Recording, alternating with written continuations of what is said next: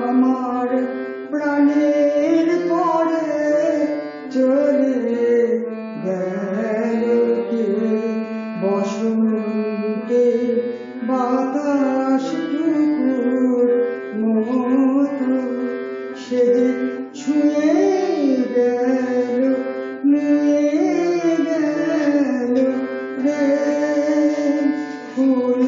ফুটিয়ে গেল শত শত সে চলে গেল